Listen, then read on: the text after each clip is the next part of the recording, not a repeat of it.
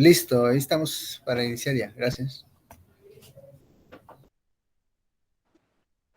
Listo, estamos bien, Luis. Ahí se aprecia bien la presentación. Ok, entonces, usted me dice, doctor, que podemos empezar. Muy bien. Buenas tardes, estudiantes, doctor Juan Pablo, doctor Gerhard. Pues hoy entramos al módulo realmente que un módulo interesante, ¿verdad? Un módulo muy importante de patologías frecuentes que vemos en la emergencia de medicina interna. Vamos a empezar con el último módulo de contenido académico y pues este se trata de evaluar lo que son los trastornos de hemoglobina o anemia, trastornos de glóbulos blancos o trastornos de plaquetas. Cuando vimos al inicio del año, de su rotación con el doctor Juan Pablo la interpretación de la hematología, pues hablamos un poco de lo que eran los trastornos anémicos o de la hemoglobina. En este caso vamos a hablar del trastornos de tipo anemia, de policitemia y de forma muy breve y resumida vamos a hablar de anemia hemolítica. Esto con el objetivo de que centremos el contenido en aprender el abordaje de anemia, pero los doctores en realidad hicieron una presentación muy importante, realmente que categorizaron todo muy bien y lo clasificaron muy bien. Considero que va a ser de mucho provecho la clase, prestemos atención y recordemos, generalmente vamos a encontrar pacientes que cursan con cuadros anémicos, porque este como tal no es una enfermedad y es más una manifestación clínica de diferentes procesos patológicos. Entonces, es importante que abordemos los mecanismos fisiopatológicos que nos pueden llevar a la anemia, pero la parte central de la clase se debe basar en que ustedes aprendan a clasificarla para hacer un diagnóstico correcto. Hay diferentes formas de presentarse la anemia y diferentes clasificaciones. Entonces, el que ustedes sepan los datos clínicos iniciales del paciente para sospechar anemia, el siguiente paso luego de tener la sospecha clínica es categorizarla a través de un examen de hematología y luego ya viene el diagnóstico específico de la causa, donde tenemos diferentes elementos diagnósticos para llegar a la etiología final. Por lo tanto, es muy, muy importante que vayan aprendiendo en cada etapa de la clase y prestando atención a los elementos. Vamos a pedirle a Stephanie y a Luis que por favor inicien. Gracias. De acuerdo, doctor. No sé si me escuchan. Adelante, se escucha bien. Bueno, entonces, como ya mencionó el doctor, vamos a hablar sobre los trastornos de la hemoglobina. La presentación la dividimos en 4 partes. Primero vamos a hablar sobre la base fisiológica, que es la hematopoiesis. Luego vamos a abarcar lo que es la anemia, tanto su presentación, diagnóstico, su clasificación y su tratamiento. También vamos a hablar generalidades de la policitemia, así como un poco más específicos de la anemia hemolítica. Bueno, para comenzar con la base, vamos a hablar lo que es la hematopoiesis. Esto es el proceso a través del cual se van a producir los elementos formes de la sangre. El proceso siempre va a iniciar a partir de una célula madre hematopoyética y a partir de ella, pues, gracias a la estimulación de los factores de transcripción GATA1 y FOG1, se van a dar las diferentes células progenitoras para las diferentes líneas celulares. En nuestro caso, pues la más importante va a ser la línea eritrocitaria del día de hoy, porque vamos a hablar también de lo que es la eritropoiesis. En este caso, pues la célula progenitora va a ser el pronormoblasto, que es el primer precursor a nivel de la médula ósea. Entonces, la eritropoiesis, para que se dé, tiene que haber una estimulación a través de la eritropoietina. Si existe este estímulo, pues ya se da la división de pronormoblasto a eritrocitos maduros. En caso de que no existiera el estímulo, pues la línea celular va a optar la línea de apoptosis. Al haber el estímulo de eritropoietina, como les mencioné, el pronormoblasto va a sufrir más o menos entre 4 a 5 divisiones, lo que nos da un resultado de 16 o incluso 32 eritrocitos maduros. Estos van a tener un diámetro aproximado de 8 micrómetros, van a ser anucleados y van a ser disformes, ¿no? También van a tener una vida media de entre 100 y 120 días. La forma que mantienen les permite la capacidad de plegamiento para atravesar la microcirculación y además van a mantener una integridad de membrana gracias a la generación intracelular de ATP. Y otro término muy importante que tenemos es eritrón. Este es conocido o considerado el órgano encargado de la producción de eritrocitos, pero en pocas palabras, pues está compuesto por el pronormoblasto y los eritrocitos maduros circulantes. Bueno, entrando un poquito más en lo que es la eritropoiesis, como habíamos mencionado, el estímulo principal es a través de la eritropoietina, pero tiene que haber un estímulo previo que produzca la síntesis y la liberación de esta hormona. Principalmente la eritropoietina va a ser producida a nivel renal en un 90% y un 10% va a ser a nivel hepático a través de los hepatocitos. Enfocándonos más que todo en el tejido renal, va a ser a nivel de células de revestimiento capilar peritubular del riñón. Y entonces, tienen que haber ciertos estímulos para que estas células sinteticen y liberen la eritropoietina. Entre los diferentes estímulos está hipoxia, la hipovolemia, la anemia, que termina siendo un círculo vicioso, alteraciones vasculares, insuficiencia pulmonar, estenosis de la arteria renal, pero todo esto lo podemos resumir en hipoxia. Entonces, el estímulo para que la eritropoietina se produzca es la disponibilidad de oxígeno para la necesidad metabólica de los diferentes tejidos. Para entenderlo un poco mejor, si la disponibilidad de oxígeno disminuye, esto va a producir que no se hidroxile el factor inducible por hipoxia, que es HIF1-alfa. Este al no hidroxilarse, pues se va a unir a la eritropoietina y entonces ya se sintetiza, se libera y va a tener una vida media de 6 a 9 horas, manteniendo una concentración de 10 a 25 unidades litro. Y bueno, y como les había mencionado, la hipoxia es el factor estimulante principal. Entonces, si la hemoglobina, que es a través de la cual vamos a tener oxígeno en nuestras células, esta disminuye por debajo de 10 a 12 miligramos por decilitro, la respuesta fisiológica es un aumento de la eritropoietina. Ahora, si bien todo esto funciona, la eritropoietina va a formar eritrocitos. Esto siempre y cuando hayan condiciones nutricionales. Eso quiere decir que exista ácido fólico, vitamina B12, pero principalmente el hierro. Entonces, para tener un eritrón funcional, necesitamos que haya una producción adecuada de eritropoietina renal, que haya disponibilidad de hierro y que hayan sustratos para la producción de hemoglobina. Si vemos bien este slide que acaban de presentar los doctores, ustedes van a entender claramente cómo empezamos a clasificar las anemias y pueden entender perfectamente qué sucede con el paciente con enfermedad renal crónica. Recuerden que en las células yuxtamedulares, en la mácula del glomérulo, se produce lo que es la eritropoietina, como decía la doctora. Si no, ¿quién produce la eritropoietina? El riñón. Por eso los pacientes con enfermedad crónica no son capaces de producir eritropoietina y les tenemos que inyectar eritropoietina.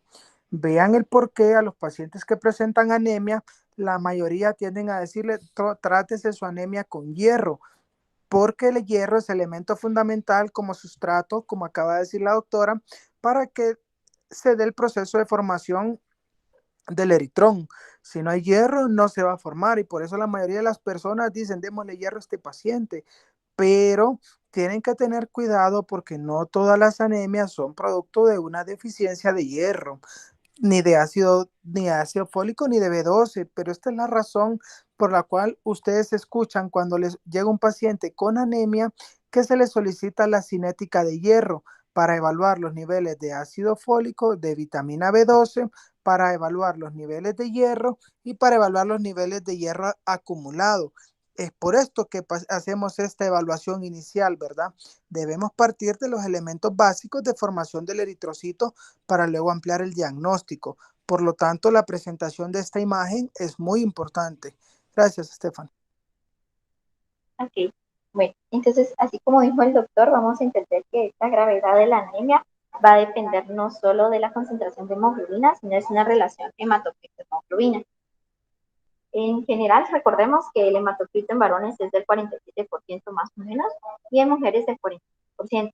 Ahora, según la OMS, la anemia va a ser definida en varones con una hemoglobina menor de 13 miligramos decilitro y en mujeres con una hemoglobina menor de 12 miligramos de litro.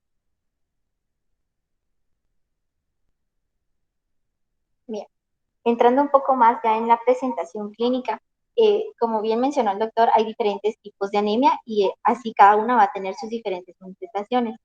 Pero hablando un poco en generalidades, si hablamos de una anemia que está causada por una hemólisis o por una hemorragia, tenemos que tomar en cuenta si esta es leve o si es aguda. En caso de ser leve, pues el cuerpo va a tener una manifestación de Pfeffer con un aumento del pH, perdón, con una disminución del pH y un aumento de CO2. Ahora, si la hemólisis o la hemorragia es aguda, va a depender del volumen sanguíneo perdido. Si hablamos de un volumen del 10 al 15%, pues el paciente va a presentar lo que es hipovolemia y va a disminuir el hematocrito. Ahora, si la pérdida es mayor del 30%, va a haber inestabilidad vascular. Esto va a ser representado por alteración del estado de la conciencia, alteración en la PA, en la frecuencia cardíaca, en la temperatura, en la saturación y también en el gasto urinario.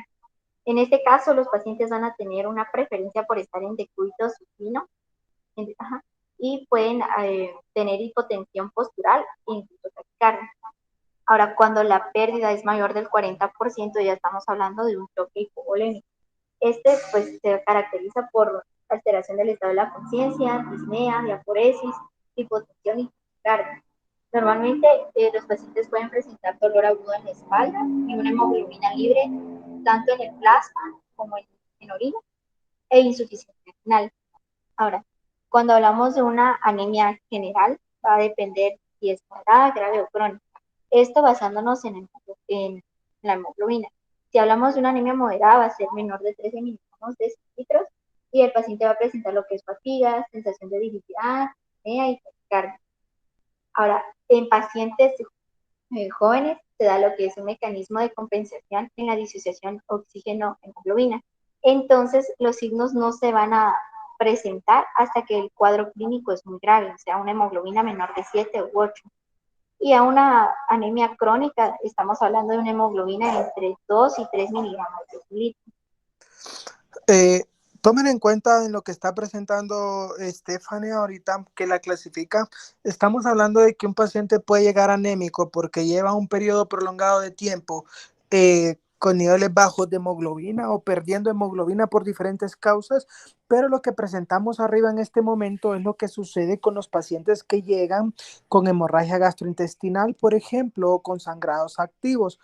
Esto se aplica tanto para los pacientes con hemorragia de la cirugía, pacientes con hemorragia de la ginecología, niños con hemorragia de la pediatría o nuestros pacientes que llegan con algún cuadro agudo de sangrado o hemorragia.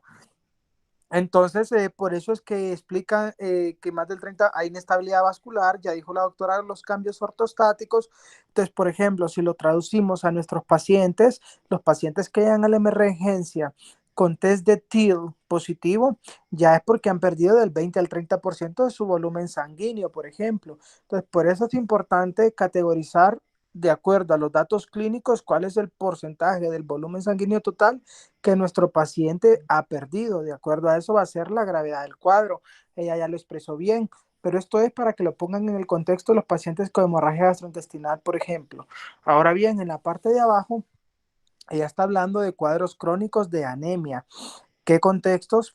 Pacientes con falla cardíaca, pacientes con enfermedad renal, pacientes con cirrosis, cualquier paciente que pueda tener anemia durante ya un tiempo prolongado. Lo primero que sucede es que el organismo es capaz de adaptarse. Ella pone aquí que es grave menor a 7 o a 8 y tiene toda la razón, ella y la literatura. Uno pensaría que un paciente con una hemoglobina menor a 5 es algo incompatible de ver con la vida, pero nosotros vemos pacientes en la emergencia con 2.8 de hemoglobina, con 3 de hemoglobina, y de alguna manera el organismo ha sabido adaptarse a ese valor tan bajo de hemoglobina, pero ya cuando se presentan a la emergencia es porque ya el cuerpo ya no puede adaptarse más. Entonces hay que tener eso en cuenta, que es muy diferente el paciente con anemia aguda a el paciente que ya tiene un cuadro anémico crónico, ¿verdad? Doctor, en ese sentido, ustedes que tienen experiencia en esto, ¿tendrá un estimado de cuántos pacientes ha visto con hemoglobinas entre 2 y 3? Porque yo le podría decir que en mi caso particular, casi que los puedo recordar uno por uno, o sea, serán 2 o 3 pacientes, no sé cuántos han visto ustedes.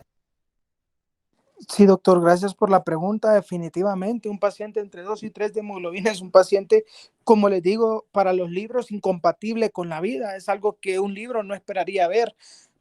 Pero nosotros sí hemos visto pacientes con valores de hemoglobina en este valor. Justamente, doctor, hace 2 días llegó un señor con una hemoglobina de 2.8 hace más o menos 2 días a la emergencia.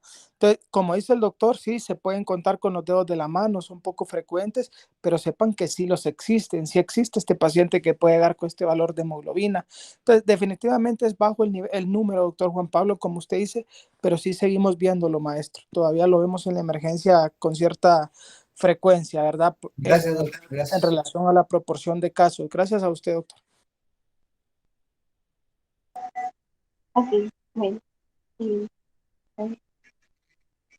en cuanto a los signos clínicos un poco más específicos a nivel de sistema, pues yo encontré este esquema, me pareció un poco, bueno, me parece bastante educativo y bastante sintetizado. Lo hemos dividido por sistemas.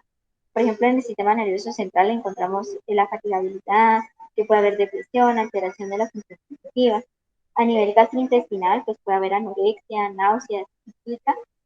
Eh, en cuanto a las uñas, pues va a haber fragilidad, al igual que en cabello.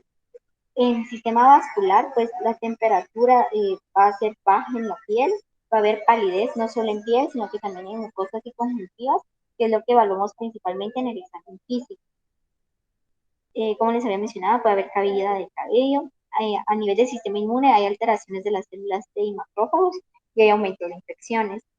En el sistema cardiorrespiratorio puede haber disnea post ejercicio, taquicardia, palpitaciones, incluso cardiomegalia o hipertrofia, aumento de la presión del pulso o soplo cardíaco también.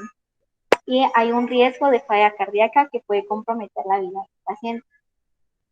En cuanto al tracto genital, pues hay problemas menstruales como la amenorrea y también pérdida de líbido e impotencia. Este cuadro es un buen resumen de los elementos clínicos que podemos encontrar en un paciente con anemia, y es muy importante tener en cuenta, no es una receta, como siempre he dicho, de cocina. Los pacientes anémicos, dependiendo de la etiología con la que estén cursando, van a presentar el cuadro clínico. Por ejemplo, ¿a qué me refiero con esto? Por ejemplo, si es un paciente que se les presenta a ustedes a la emergencia con glositis, le evalúan la boca y ven que lo que tiene es glositis, hay que pensar, ¿verdad?, en déficit de B12, déficit de folato, etiologías de esta línea. Entonces es importante que categoricemos de acuerdo a los datos clínicos que estamos viendo en nuestro paciente, porque no todos definitivamente se van a presentar de igual manera. Sabemos que como el eritrocito se encarga de llevar oxígeno, pues el paciente, como tiene menor carga o masa eritrocitaria, va a tener astenia, va a tener disminución de la fuerza. Y si el paciente al que ustedes están evaluando tiene antecedente de enfermedad coronaria o enfermedad o síndrome coronario y está anémico, va a poder presentar angina de pecho. La palidez, como decía la doctora, la van a encontrar en las mucosas, en los pliegues palmares, una manifestación clínica frecuente de acuerdo al grado de anemia, independientemente si esta es aguda o crónica, es la taquicardia, ¿verdad? Porque el cuerpo tiene que tratar de compensar. Pero, por ejemplo, si ustedes encuentran un paciente que llega con anemia y lo que encuentran es que está anémico, pero está ictérico, ustedes deben pensar que ese paciente pueda estar hemolizando, como vamos a ver más adelante. Si, por ejemplo, ven que tiene anemia, pero ven que le hacen examen físico y ven que el paciente tiene esplenomegalia, tienen que pensar en algo que esté hemolizando de forma crónica o algún trastorno de tamaño del eritrocito, ¿verdad? Si ven que su paciente tiene anemia, pero tiene, por ejemplo, petequias o púrpura al evaluarlo, deben estar pensando que el paciente puede estar con un trastorno hemorrágico. Si le evalúan la lengua y ven que la lengua es macroglosia o glositis, pues deben pensar que el paciente puede tener un déficit, que la anemia es producto de déficit nutricional, como déficit de hierro, de folato o de vitamina B12, ¿verdad? Por ejemplo, si le evalúan las uñas, acostumbren a ver las uñas y evalúen si su paciente con anemia tiene coiloniquia. porque si presenta coiloniquia, ya deben ustedes pensar que puede ser una anemia de causa ferropénica. Importante tomarlo en cuenta. Ahora, si ven que su paciente está anémico y aparte de estar anémico, ven que su paciente tiene alteraciones neurológicas como debilidad, como parestesias, debilidad de miembros inferiores, parestesias o algo así, tienen que pensar que su paciente puede estar cursando con un déficit de vitamina B12 y por eso hace manifestaciones neurológicas, ¿verdad? Entonces es muy importante que tengan todos estos elementos en cuenta, que no es una única razón, sino que hay diferentes diagnósticos diferenciales que debemos ir categorizando de acuerdo al cuadro clínico que presente nuestro paciente. Pero sí es muy importante un cuadro con anemia, evaluar eh, el examen físico. El paciente que los fármacos, como vamos a ver más adelante, también es una causa frecuente. El último paciente que le digo, doctor, que acaba de llegar con 2.8 de hemoglobina, tal vez Stephanie y Diego lo recordarán, es un paciente que toma clorpromacina y tiene un trastorno de bipolaridad, no come y no por todo esto y pues llegó con 2.8 de hemoglobina. Entonces, esto es una causa, siempre hay que ver el contexto del paciente, ¿verdad? Para ponerlos, para resaltar este dato de que no todos van a presentar las manifestaciones clínicas y que las manifestaciones clínicas que presente el paciente nos puede orientar en el diagnóstico. Gracias, Estefan. Ok, bueno, entonces ya viendo la presentación clínica, ahora pasamos a lo que es el diagnóstico. Tenemos en cuenta que el diagnóstico principalmente va a ser a través de una anamnesis correcta, pero también nos podemos ayudar a través de pruebas de laboratorio. En el libro de Harrison encontré yo este cuadro que es sobre las pruebas de laboratorio diagnósticas. Lo divide en tres grandes secciones. La primera es la biometría hemática completa, la segunda pues son los estadios de aporte de hierro y la tercera es el análisis molecular. Algo importante de la biometría hemática completa son los índices eritrocitarios. En este vamos a tener, por ejemplo, el volumen corpuscular medio, que también nos ayuda a clasificar las anemias en microcíticas, normocíticas y macrocíticas. Cuando hablamos de normocíticas, estamos hablando de un volumen corpuscular de 90. Cuando hablamos de microcíticas, es menor de 80 y macrocíticas mayor de 100. También tenemos lo que es la hemoglobina corpuscular media. Esta es la carga media de hemoglobina en cada eritrocito. Va a identificar la anemia en normocrómica o hipocrómica. En pocas palabras, pues esto es lo que le da el color al eritrocito. También están estos otros cuadros resúmenes donde mencionan más que todo como el que nos indica el volumen corpuscular medio. Y como podemos ver, pues es una relación entre el hematocrito a la décima potencia con relación al recuento eritrocitario con a la décima potencia a la 9. Y bueno, lo normal es 90. También tenemos otro cuadro que me pareció muy importante, que no nos tenemos que quedar con un valor concreto de hemoglobina, ya que esta va a variar no solo dependiendo del sexo, sino también de la edad y si nuestra paciente estuviese embarazada.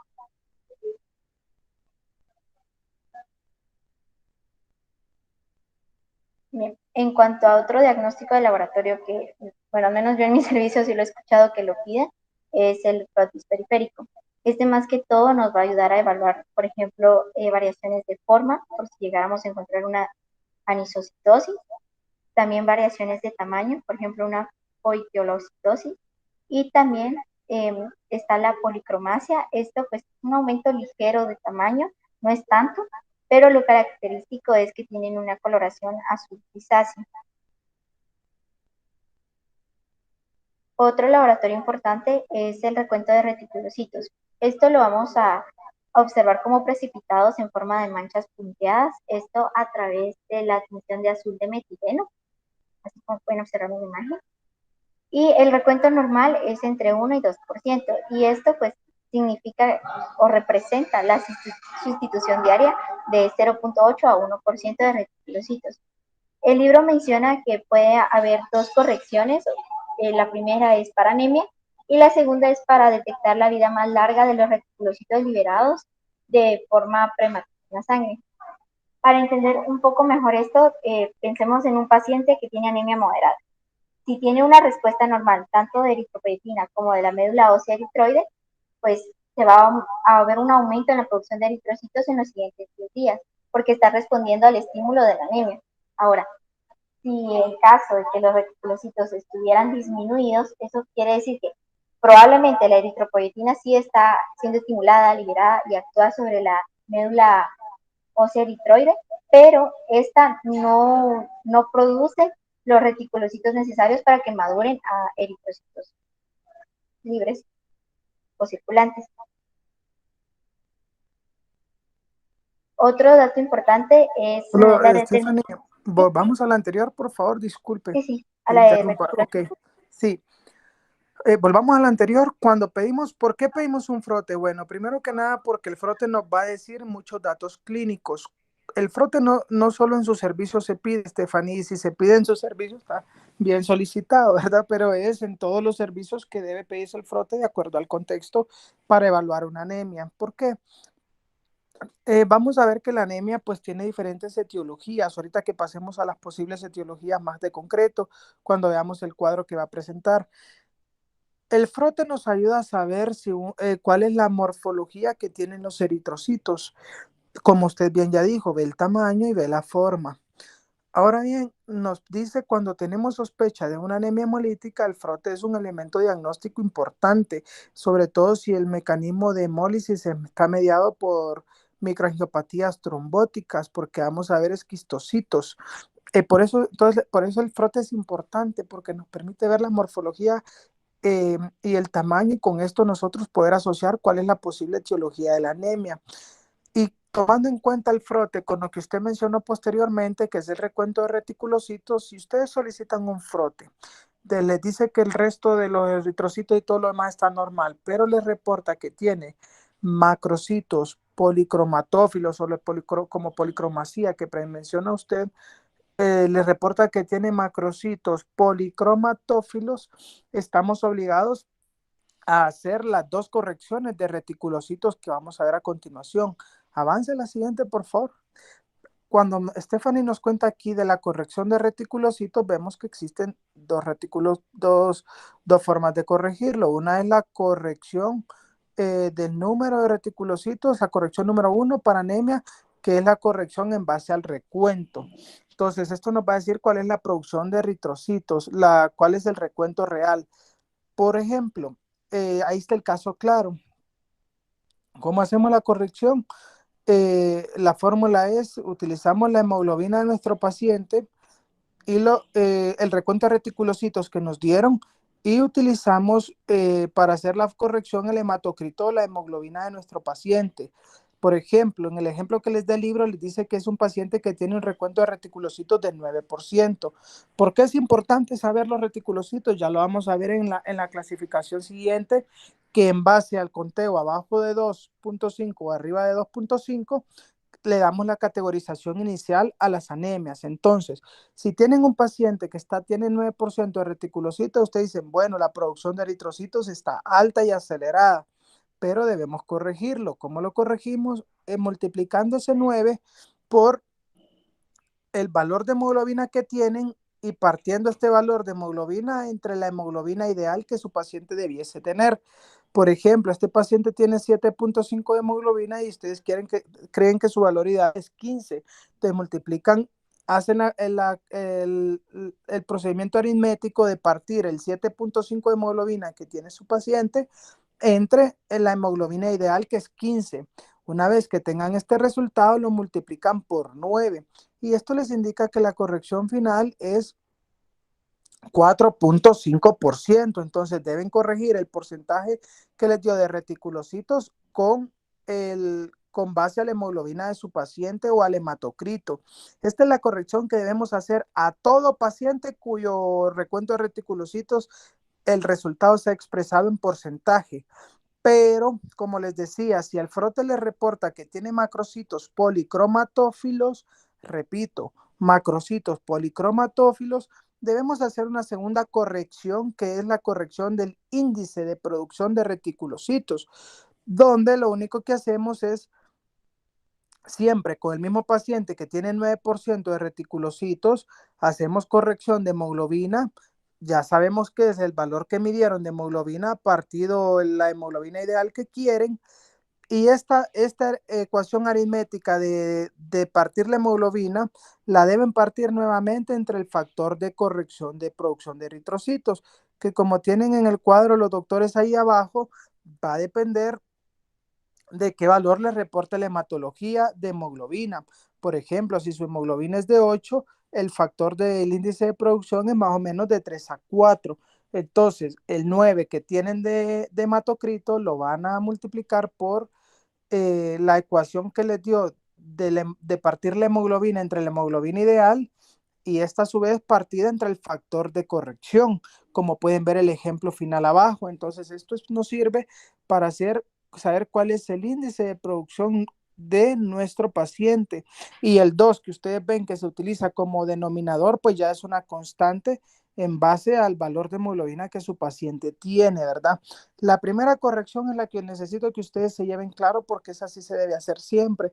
La segunda, sobre todo, es cuando nos dicen macrocitos policromatófilos. Gracias. Ok. Entre otros estudios que podemos realizar está la determinación del aporte y la reserva de hierro, que es lo que nosotros conocemos como cinética de hierro. Bueno, esto va a incluir lo que es la concentración sérica del hierro, que lo normal es entre 9 y 27 micromoles por litro. También tenemos la capacidad total de fijación del hierro, que es entre 54 y 64 micromoles litro. Y la saturación de transferrina, que es entre 25 y 50%. También tenemos lo que es la concentración sérica de ferritina.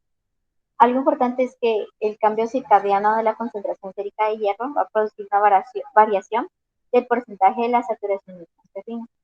Y pues la concentración sérica de ferritina se utiliza para valorar la reserva corporal total de hierro.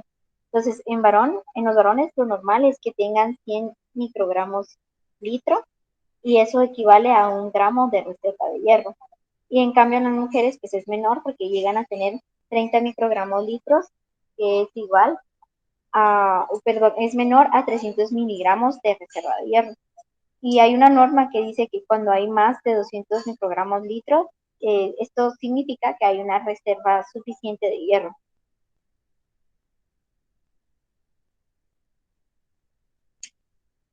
Y por último, entre los laboratorios, pues tenemos lo que es el estudio de la médula ósea. Esto puede ser de dos formas, puede ser a través de un aspirado de médula ósea o a través de un prótesis o biopsia por punción. Normalmente esto se va a pedir, por ejemplo, si tenemos una anemia hipoproliferativa, que más adelante la vamos a discutir, y el hierro está normal, pues entonces ya se pide este estudio. También va a ser considerado importante cuando se tengan mielopatías primarias, por ejemplo, un mielofibrosis, cuando hayan alteraciones de maduración de eritrocitos, que también es otra categoría de anemia, o cuando hayan enfermedades infiltrantes. Algo importante es el cociente mieloide eritroide. Esto nos lo da también este estudio y es una comparación entre ambas líneas celulares. Entonces, para entender un poquito mejor esto, cuando un paciente con anemia hipoproliferativa y con reticulocitosis menor a 2, el cociente va a tener 2 sobre 1, o sea, va a haber 2 células mieloides sobre una célula eritroide. O sea, hay un predominio en la línea mieloide. Ahora, si es un paciente con un trastorno de maduración, también es otra categoría de anemia, y el cociente mieloide eritroide está elevado y el conteo de reticulocitos va a estar disminuido. También se va a utilizar para estudiar la reserva de hierro o del propio hierro en los eritrocitos en desarrollo, en los cuales se miraría la ferritina, la hemosiderina y se podrían observar incluso sideroblastos, que es como en la imagen que tenemos acá.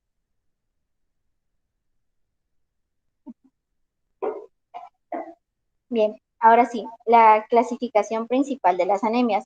Nosotros la dividimos en 3 causas principales. Están las hipoproliferativas, la de trastornos de maduración y la anemia hemolítica. En el libro de Harrison pues está este esquema, me pareció bastante útil porque nos ayuda a entender a grandes rasgos cada una. Entonces, Primero, para dividir la anemia tenemos que tomar en cuenta el recuento de reticulocitos. Esto nos va a dar un valor que es el que mencionaba el doctor. Si ese índice es menor a 2.5, pues vamos a estar hablando de una morfología, que hay una alteración en la morfología de los eritrocitos. Y esto nos puede dar dos opciones, que sea una anemia hipoproliferativa o una anemia de trastornos de maduración. Para separar las dos o saber de cuál estamos hablando, se utilizan los índices eritrocíticos y también se pueden utilizar flotis de sangre periférica o estudios de médula ósea. Ahora, si hablamos de un recuento de reticulocitos mayor de 2.5, pues ya estamos hablando de una anemia cuya causa principal es una hemólisis o una hemorragia. Vamos a hablar de las características de Esto, cada una. perdón, Stephanie, esto es la simple razón por la que la clasificamos así. Dele para arriba, porfa. Si ustedes ven que lo primero que hacemos es ver el conteo de eritrocitos y el conteo de glóbulos rojos, la hemoglobina y el conteo de reticulocitos. Si un índice es menor a 2.5, significa que vamos a averiguar la morfología, porque lo más seguro lo que les está diciendo el estudio es que hay una hipoproducción de elementos formes y hay que buscar el por qué se están produciendo poco. Ahora, cuando el índice es alto, les está diciendo que el organismo puede estarlos destruyendo o que el paciente está perdiendo sangre. Por eso es importante el recuento de reticulocitos y aún más importante clasificarlo y corregirlo por esta razón para tener un dato real, ¿verdad? Pero esa es la razón por la que lo hacemos y cuando les aparezca así lo que les está diciendo es o el cuerpo está produciendo poco o el cuerpo tiene una producción acelerada porque se están destruyendo o está sangrando su paciente, ¿verdad? Por eso es importante el 2.5. Gracias. Solo, doctor, ¿puedo hacer un comentario acá? Por favor, doctor. Fíjense que cuando yo era estudiante hace algún tiempo ya, y me decía mi médico residente, mira, pedí un frote periférico a ese paciente. Entonces yo, en aquel entonces era otra la jefa de la unidad de hemato-oncología, una hematóloga de mucha experiencia, pero también con un carácter muy intenso. Entonces uno de externo, sobre todo varón, iba así como medio temeroso a pedirle el frote. Lo primero que le decía uno, ¿para qué quiere el frote? O sea, así como regañándolo, ¿no? Y si uno le salía con esa típica respuesta, es que mi residente me lo pidió, mi jefe me lo pidió, pídeselo, sacaba uno a patadas de ahí de la unidad de hematología. Uno tenía que tener un sustento, una base más adecuada para ir a solicitarle realizar el frote. Esto cambia obviamente cuando uno ya está afuera, pues uno ya trabaja en otras instancias, ¿no? Entonces ahí no andan preguntando a uno para qué lo quiere, simplemente el hematólogo lo interpreta y ya se lo envía a uno, pues las sugerencias y todo lo que uno pretende del frote. Pero con el tiempo yo fui entendiendo por qué la doctora se comportaba de esa forma. O sea, realmente lo que ella procuraba muy a su manera era motivarlo a uno para hacer un análisis más profundo de los detalles de la abundancia de detalles que otorga la hematología que nos da el hospital. Si ustedes revisan a profundidad, no solo la hematología completa que les reportan a ustedes, sino vuelven a revisar los conceptos que platicamos cuando hablamos de cómo analizar una hematología completa, van a poder ir haciendo este análisis más detallado del tipo de anemia y de acuerdo al tipo de anemia que tiene el paciente, ir orientando su abordaje diagnóstico y sus diferentes posibilidades. Por ejemplo, si tienen anemia y el paciente lo que tiene es un índice de reticulocitos, como dice aquí, mayor de 2.5, puede ser que sí, efectivamente, de todos modos, tenga que pedir el frote, pero yo podría ya ir definiendo que el paciente tiene hemólisis, primero porque los reticulocitos están altos, y segundo porque mientras más altos estén, más hemólisis haya, más probabilidad de que esté ictérico el paciente. O sea, no es lo mismo el análisis de un paciente anémico pálido a un paciente anémico ictérico. O sea, ahí hay una diferencia importante en las posibilidades, y eso es eminentemente clínico. Entonces, mi consejo, mi sugerencia es que revisen esta clase que estamos teniendo hoy, que por cierto está muy bien, está muy completa, está muy orientada, se nota que se prepararon muy bien y el doctor Velázquez los asesoró bastante bien. Revisen la anterior, ahí están en los videos en el canal, la análisis de hematología completa, y repasen esos conceptos siempre que tengan oportunidad con un resultado de hematología en las manos. Hagan todos los días ese ejercicio. En su momento, cuando se ha discutido el tema de electrocardiograma, por ejemplo, el doctor Velázquez siempre les ha dicho que para aprender a leer un electrocardiograma hay que ver electrocardiogramas y ver, y ver, y ver, y ver.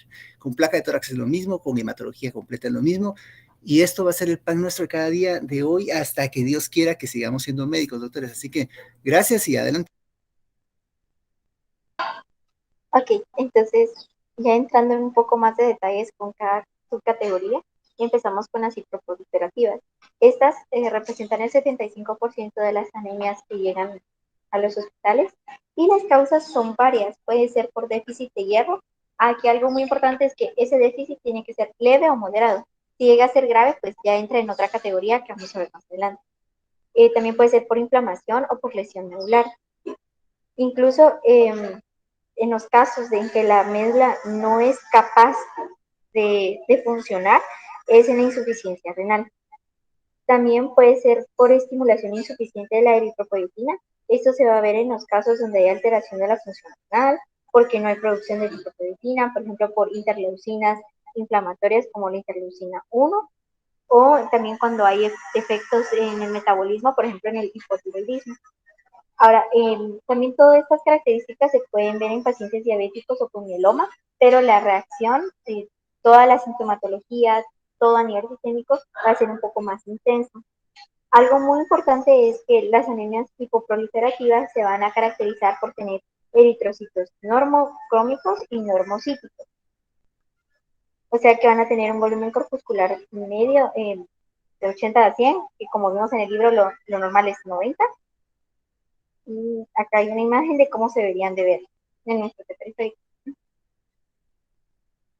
Bien, también ya hablando específicamente de las causas que podemos encontrar en los laboratorios dependiendo de la causa principal. Entonces, estamos hablando o pensando en una lesión medular o un proceso infiltrativo, vamos a ver que se puede medir la concentración de hierro, la capacidad de fijación de hierro, la función renal y tiroidea, como les había mencionado, en caso de una insuficiencia renal crónica o en el caso del metabolismo disminuido, un hipotiroidismo.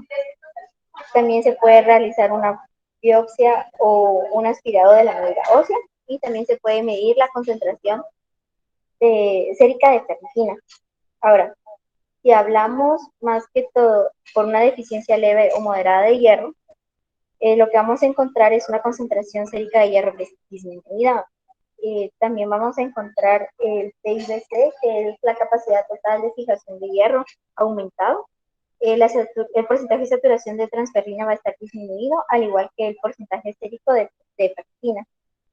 Si hablamos más que todo de una anemia secundaria por una inflamación aguda o crónica, pues igualmente la concentración sérica de hierro va a estar disminuida.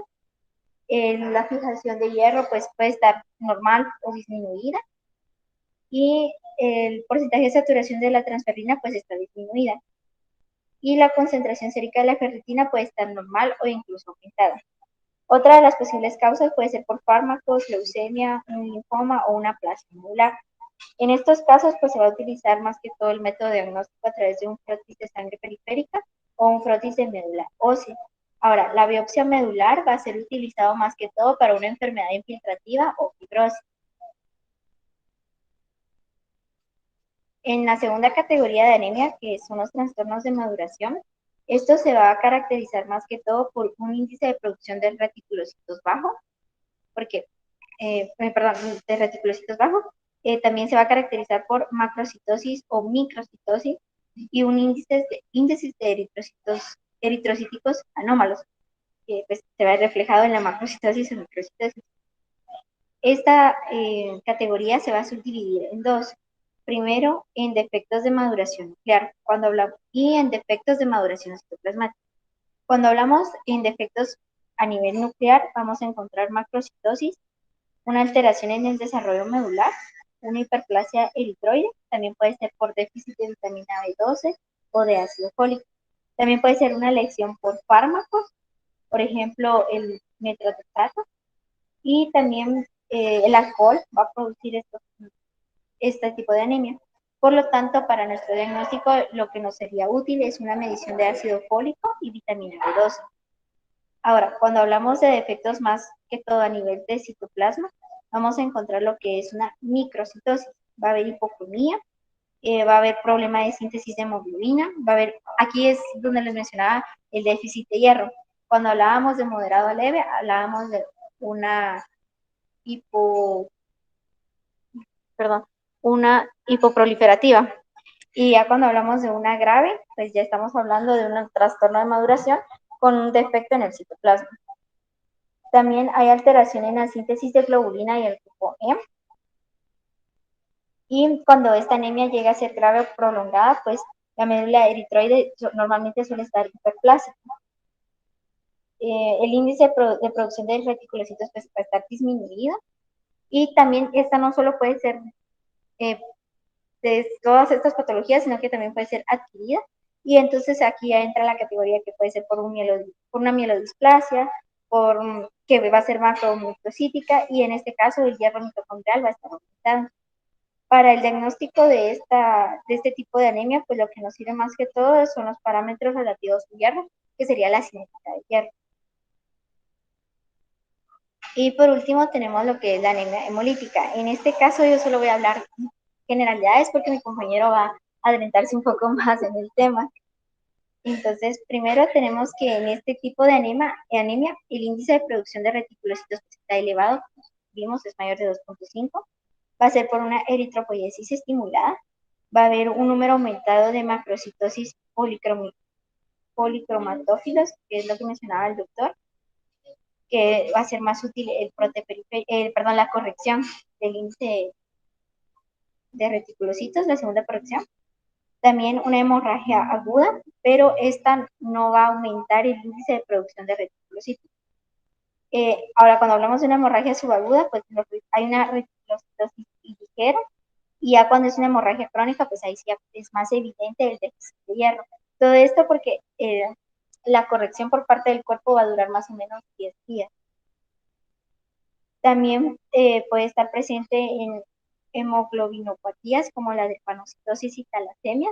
En este caso, pues el índice de reticulocitos va a ser alto, pero no tanto como en relación con la hiperplasia de la médula eritroide. También va a haber enfermedad hemolítica crónica como la esferocitosis. Esta se va a dar más que todo en crisis de litiásicas vesiculares de bilirrubina, que puede ser sintomática o con esplenomegalia.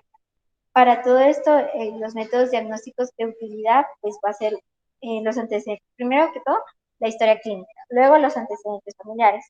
Luego, ya un frotis de sangre periférica, la electroforesis de hemoglobina para ser un poco más específicos.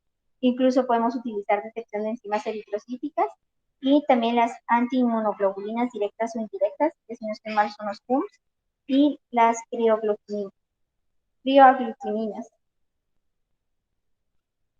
Y no sé si hay un comentario antes de pasar al tratamiento. Bueno, aquí esto tiene que ver con lo que les comentaba hace un rato, o sea, cada uno puede ir muy orientado a la posible causa de la anemia o el cuadro clínico del paciente desde el punto de vista clínico, pero esta fineza ya del diagnóstico sí requiere de la intervención del hematólogo con la descripción adecuada del análisis del frote periférico. O sea, ya cuando uno va con una mejor idea a solicitar los estudios, pues realmente no hay razón para que alguien diga que no, o sea, para hacer un ultrasonido, una TAC, un frote, lo que sea.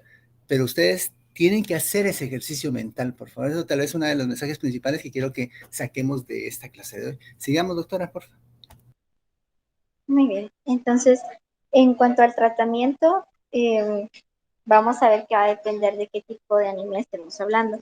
Entonces, aquí yo incluí un cuadro, que es más que todo un cuadro resumen. Entonces, como les había mencionado, el volumen corpuscular medio nos ayuda también a dividir las anemias en macrocíticas, normocíticas y microcíticas. Y al igual, pues, el recuento de reticulocitos. Entonces, por ejemplo, si miramos una anemia microcítica y se encuentra hipocrómica, también vamos a pensar más que todo en una anemia carpénica. Mientras que si vemos una anemia macrocítica, pues vamos a pensar más que todo en un déficit por vitamina B12 o de ácido fólico.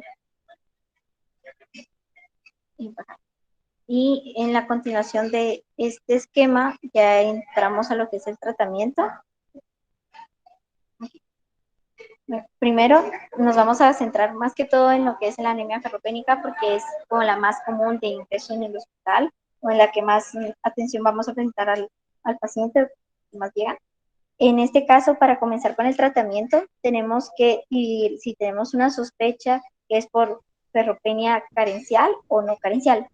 Si es carencial, pues el tratamiento principal es talferrosa vía oral con una dosis de 5 miligramos kilogramo día. Y a partir de aquí se tiene que dividir en si es leve o moderada. Si es leve, pues la dosis va a ser una toma al día con un control a los 2 meses. Si es grave, pues ya son 3 tomas al día con un control a los 7 días. Siguiendo el lado del lado leve, pues después del control de los 2 meses hay que evaluar si hubo un aumento de la ferritina. Si hubo un aumento, pues solo se completa el tratamiento por los siguientes 3 meses, luego se hace un control a los siguientes 2 meses. Ahora, si la ferritina no aumentó, ya se tiene que tratar como si fuese grave. En este caso, se tiene que evaluar el cumplimiento del tratamiento. Si el tratamiento terapéutico lo cumplió a pie y letra, entonces se tienen que revisar otras causas diagnósticas que no, en este caso sería una anemia no ferropénica y no carencial. Ahora, si es incorrecto la pauta terapéutica que siguió el paciente, pues se tiene que indicar más que todavía no por vía oral, sino que por vía parenteral. En el caso de que la anemia fuese grave, pues como mencioné, 3 tomas al día con un control a los 7 días y se tiene que valorar su ingreso. Acá lo importante es evaluar si hubo un aumento de reticulocitos o no. En caso de que sí hubiera, pues ya se toma como si fuese una anemia leve, pero si no, tiene que igual evaluarse si el tratamiento está siendo cumplido a pie de letra y en caso de que no fuera, de que sí se esté cumpliendo de la forma correcta, pues se tiene que indagar de otra causa.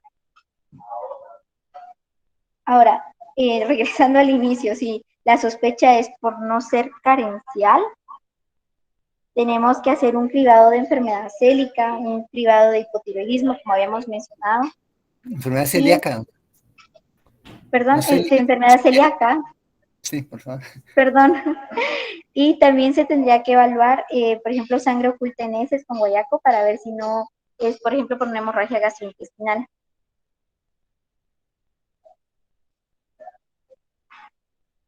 Y bueno, hoy pasaríamos al tema de policitemia. No sé si hay algún comentario. Mire, tal vez solo, si me permite el doctor, aquí como sugerencia. A ver, primero lo que usted comentó sobre la anemia ferropénica, de hecho es cierto. La gran mayoría de cuadros de anemia que vamos a tener oportunidad de ver en nuestra práctica común, en nuestra práctica privada, pública, en la clínica, donde sea, son anemias de tipo carencial, o sea, eso lo tenemos que recordar siempre. En pacientes embarazadas, en niños, en crecimiento, en pacientes con otras enfermedades.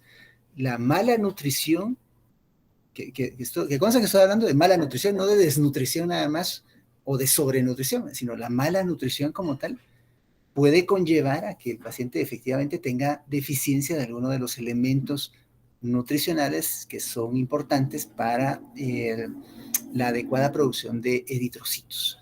Entonces, tener obesidad, por ejemplo, no quiere decir que no puedan tener anemia los pacientes. De hecho, lo pueden tener, es bastante frecuente.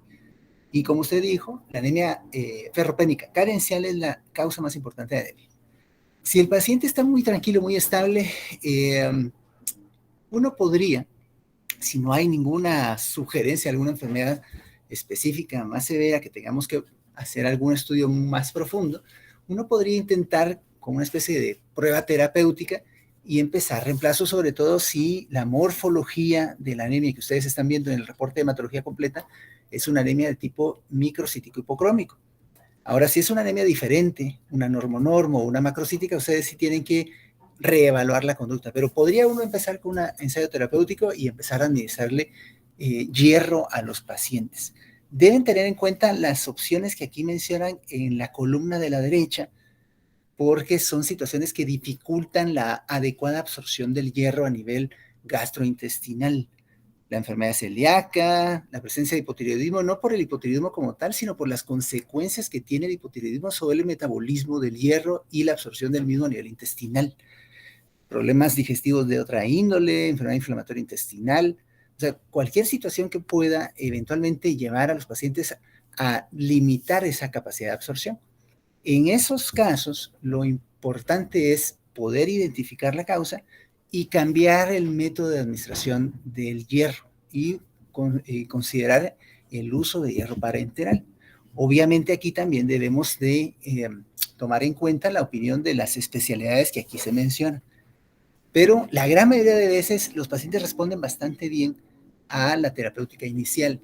Si ustedes no ven una buena respuesta, o sea, le empezaron el tratamiento y la hemoglobina no mejoró, o incluso bajó en la siguiente evaluación que ustedes les hagan, pues ahí mejor retoman el rumbo de su abordaje diagnóstico y deben considerar otras causas de anemia.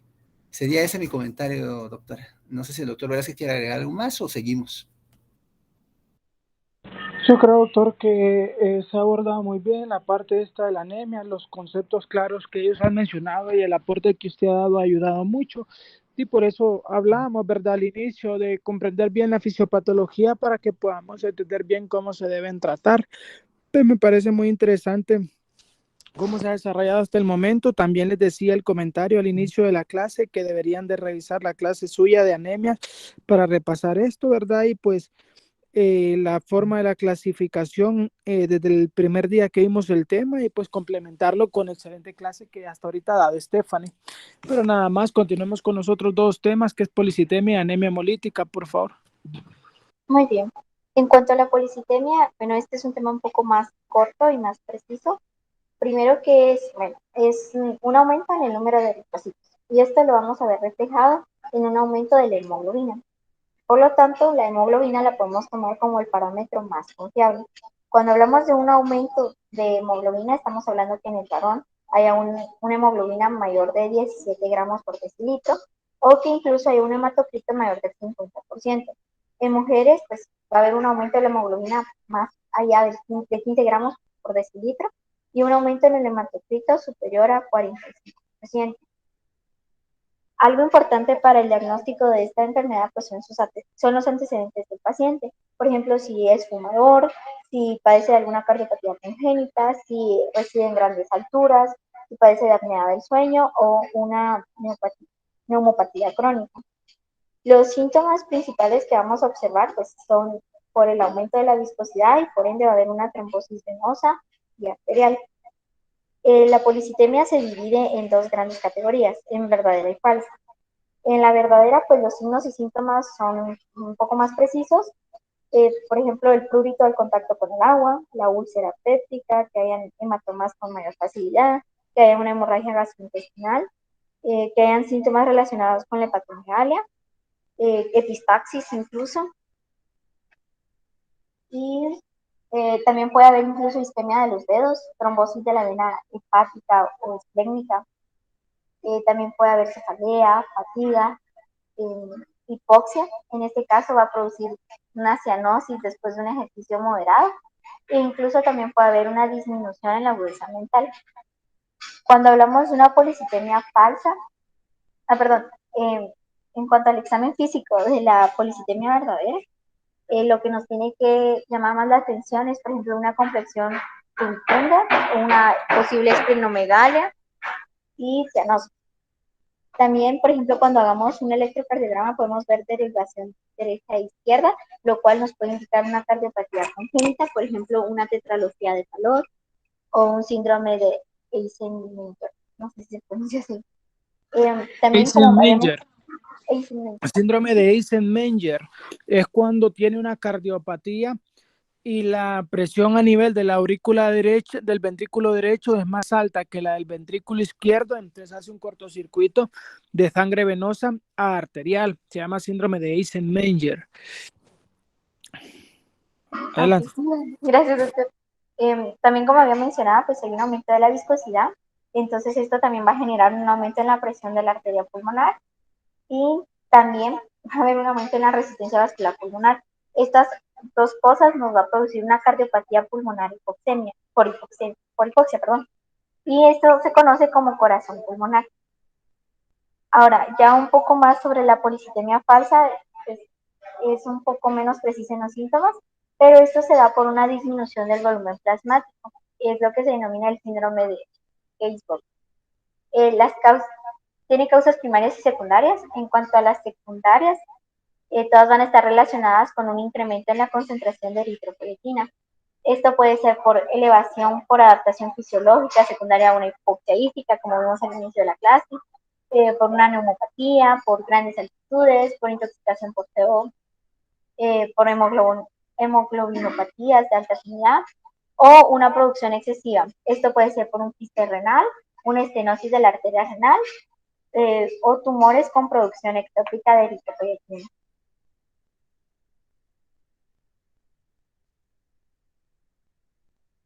Bueno, en En pocas cuanto, palabras, perdón, perdón, en pocas palabras, cuando hablamos de policitemia, hablamos de la policitemia verdadera, policitemia viera o verdadera cuando el problema es un aumento en la producción de glóbulos rojos, o sea, como un síndrome proliferativo, ¿verdad? Entonces eso es la real.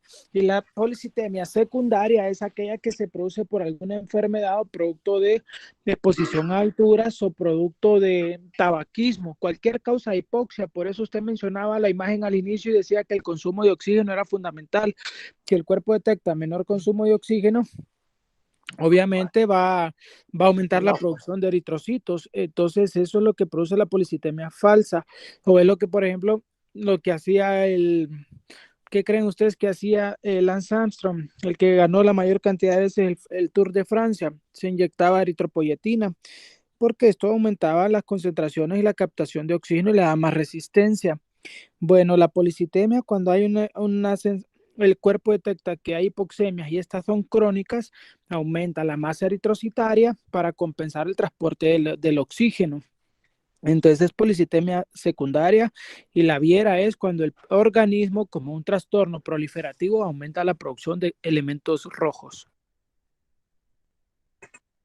ok. Y bueno, para el diagnóstico en el libro de Harrison que encontré este algoritmo, prácticamente se basa en, primero, si el paciente llega con un aumento de hematocrito de hemoglobina, lo primero es medir la masa eritrocítica y a partir de ello vamos viendo si está normal, pues nos vamos por un diagnóstico diferencial como una eritrocitosis relativa. Ahora, pues si esta obviamente está elevada, pues ya se va a la medición de concentraciones de eritropoyetina, también la saturación de oxígeno arterial, y aquí es donde entran los antecedentes si es fumador. Por ejemplo, en el caso de que si fuera, se tiene que medir la carboxihemoglobina, y pues si estuviera elevado, el diagnóstico va a ser una policitemia de fumador, que es por el hecho de fumar va a disminuir la capacidad del pulmón para nuestra disponibilidad de oxígeno, y pues esto va a producir que se estimule la eritropoyetina y pues hay un aumento de la masa eritrocítica. Y es, bueno, el tratamiento no es muy específico, pero puede ser tanto como una flebotomía, una quimioterapia con hidroxiurea o también una terapia antitrombótica por la trombosis venosa y arterial.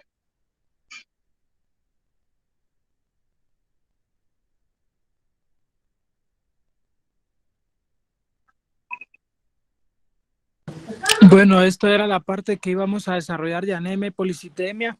Recibimos pacientes nosotros con policitemia, les hacemos eritroreducción, ¿verdad? Para disminuir el volumen de sangre, la flebotomía, si esto los mejora, es el tratamiento, ¿verdad? Y la hidroxiurea para evitar los trombos por la estasis de los glóbulos rojos. Ahora vamos a hablar de anemia hemolítica, pero lo vamos a mencionar, no vamos a hacer no vamos a tocar tan profundo el tema como anemias, porque el objetivo de la clase era centrarnos en anemias, pero vamos a hablar un poquito de las anemias hemolíticas para que también sepan cómo se clasifican. Tienen que tener claro que la anemia hemolítica ustedes deben clasificarla en si es algo adquirido o es algo congénito del paciente, si es una anemia aguda o es una anemia crónica, si es algo intravascular o es una anemia de origen extravascular, ¿verdad? Es más o menos como deben ir clasificándola. Entonces vamos a hablar un poquito de las hemolíticas. Adelante.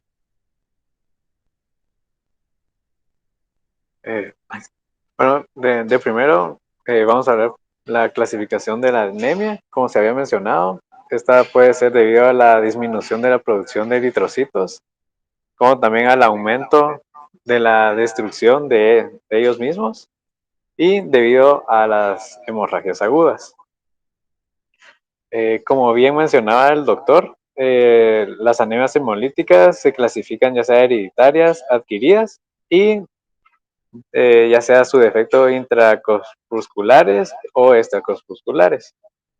Entre las hereditarias que sean intracorpusculares está la hemoglobinopatías, enfermedades enzimáticas, defectos de la membrana y citoesqueleto. En las hereditarias extracorpusculares se encuentra el síndrome hemolítico urémico familiar. Y ahora en las adquiridas intracorpusculares, la hemoglobinuria paroxística nocturna. Y extracorpusculares, la destrucción mecánica, sustancias tóxicas, fármacos, infecciosos y autoinmunitarios. Bueno, hablando de los signos comunes que podemos encontrar en pacientes con hemólisis, en el examen general podemos encontrar una ictericia, que sería lo principal que se puede notar en uno, por eso está subrayado. También una palidez, puede presentar esplenomegalia y hepatomegalia. En cuanto a la hemoglobina, esta puede encontrarse en rangos normales o puede estar muy reducida. Ya sea en el volumen corpuscular medio y la hemoglobina corpuscular media, estas están elevadas, como también los reticulocitos, la bilirrubina y la LDH.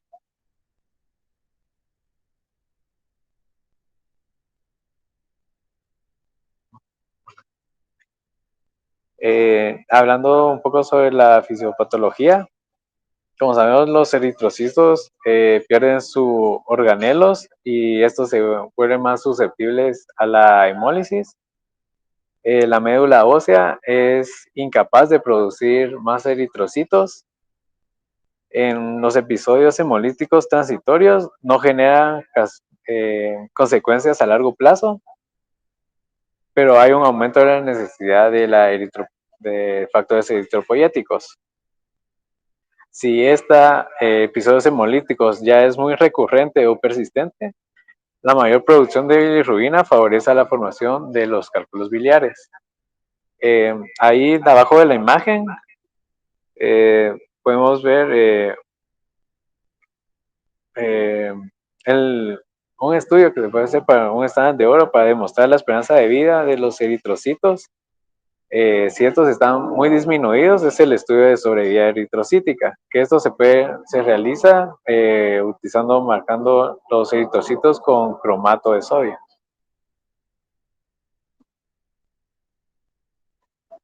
Bueno, hablando un poco de la anemia hemolítica adquirida, esta generalmente puede ser por infecciones.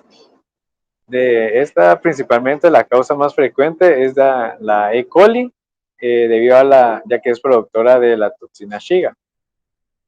Y hablando un poco de la destrucción mecánica, esto es cuando los eritrocitos atraviesan capilares muy angostos, más angostos que los propios eritrocitos, y estos producen un desgaste a ellos, lo que produce hemólisis.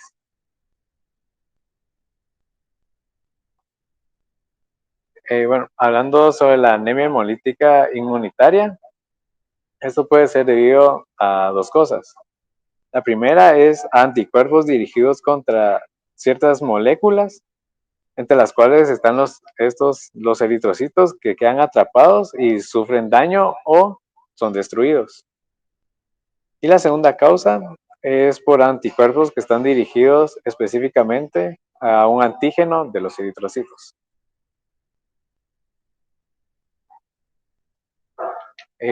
Hablando sobre la anemia hemolítica autoinmunitaria, la mortalidad general es del 5 al 10%.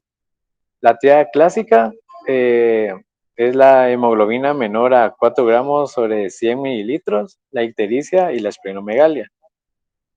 La hemoglobinuria, esta se presenta si la hemólisis es debido a causas intravasculares.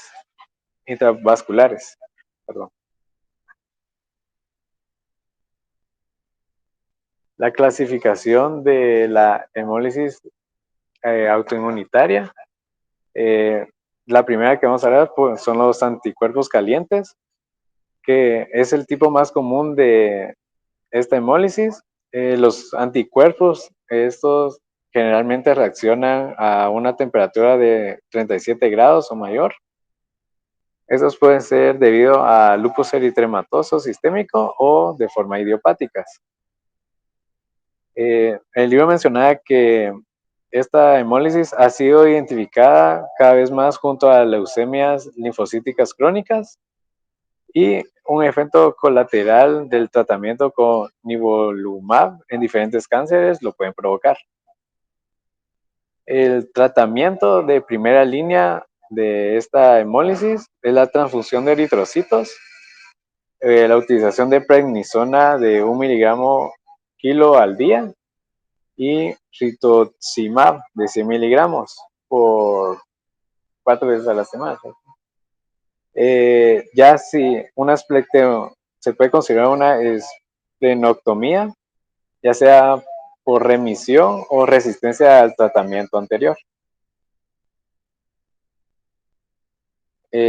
Hablando sobre otro tipo de hemólisis, está la criohemoglobinuria paroxística, que esta generalmente se presentan en niños.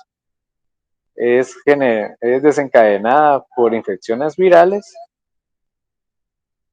Se une a los eritrocitos a una baja temperatura y cuando ésta se eleva a los 37 grados es cuando ocurre la hemólisis. Ahora es lo contrario a la de cuerpos calientes. Ahora la crioglutininemia es la forma crónica de esta hemólisis. Reaccionan con mayor intensidad en temperaturas más bajas, generalmente a los 4 grados.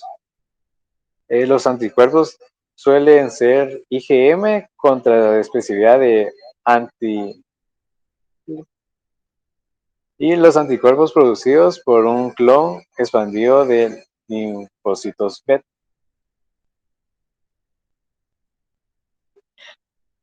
La anemia hemolítica por agentes tóxicos y por fármacos. En estos generalmente los fármacos inducen una producción de anticuerpos provocando que los eritrocitos queden atrapados en dicha reacción, así causando la hemólisis. Y la otra causa por fármacos es que producen anticuerpos contra los antígenos de los eritrocitos. Ahora hablando un poco de los agentes tóxicos, estos pueden ser con capacidad oxidativa o capacidad no oxidativa. Entre las oxidativas podríamos encontrar el oxígeno hiperbárico, nitratos, azul de metileno, cíclicos y tapsona. Ahora en las no oxidativas encontramos el arsano, el estivano, el cobre y el plomo.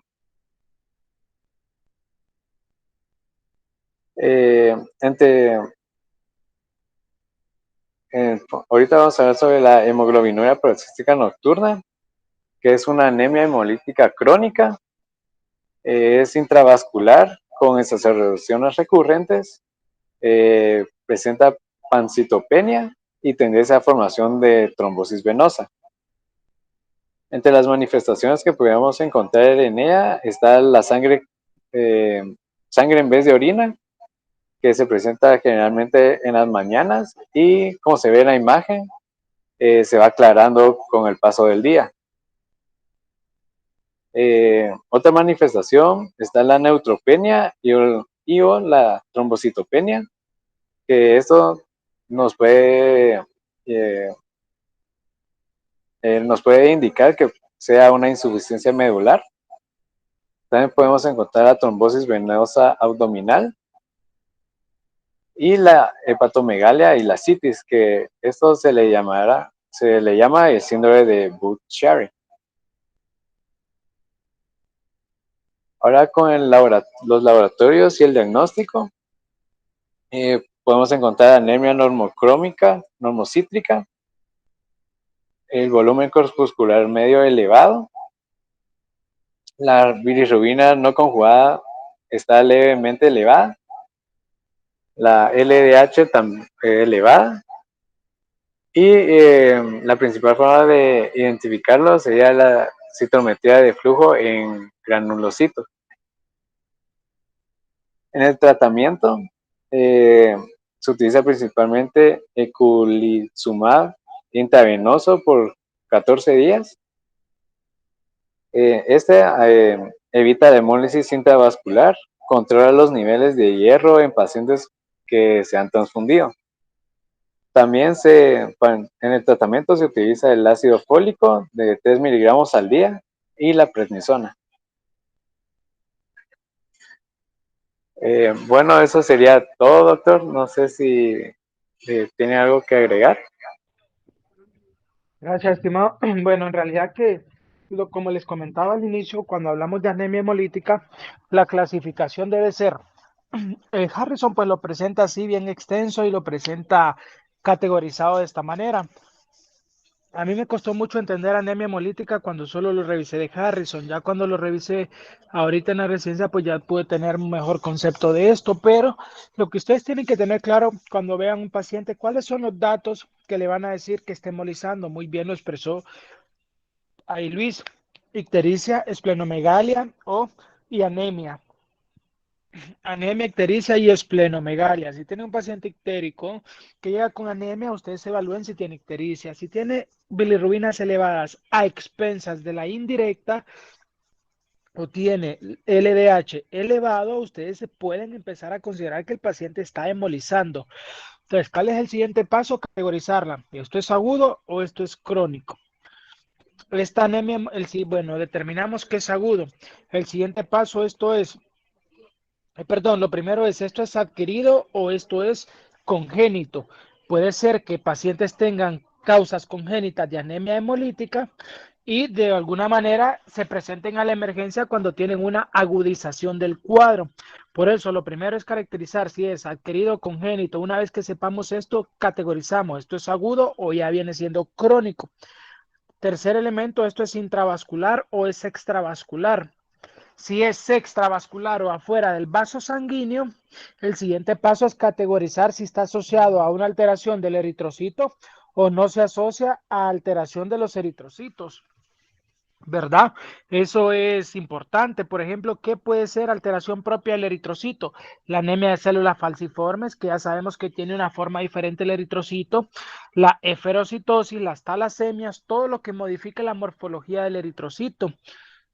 ¿Qué puede ser propio al eritrocito cuando hay déficits enzimáticos? ¿Cuál es la principal causa de anemia hemolítica producto de déficit enzimático? La deficiencia de la glucosa 6-fosfato, ¿verdad? Deficiencia de la glucosa 6-fosfato deshidrogenasa es la principal causa de anemia hemolítica por defecto enzimático. Y luego de que le hemos clasificado, hay que ver si esto es agudo o es crónico, perdón, si es hemolítico, si es autoinmune o no es autoinmune. Si es autoinmune, por esa razón es que nosotros les pedimos la prueba de aglutinina, la prueba de Kunz directo para hacer el diagnóstico. Y si nos da un Kunz negativo, entonces ya sabemos que es anemia hemolítica, pero que es de origen no autoinmunitario, como por ejemplo la anemia asociada a microangiopatía trombótica o como decía el doctor, el síndrome hemolítico urémico, ¿verdad? Entonces, así es más o menos como deben clasificar las anemias hemolíticas. Obviamente, dependiendo de la causa clínica, va a ser la terapéutica que vamos a dar, como decía el doctor, esteroides, el eculizumab es un tratamiento, sobre todo, por ejemplo, para la hemoglobinuria paroxística nocturna, donde esta se debe porque muta un gen que es el gen PIGA y produce trastornos moleculares y dan lugar a lo que es la hemoglobinuria paroxística nocturna. Entonces, dependiendo de la etiología que logremos identificar, va a ser la terapéutica que Estefan hicieron una revisión muy completa, me mandaron anticipadamente su clase y realmente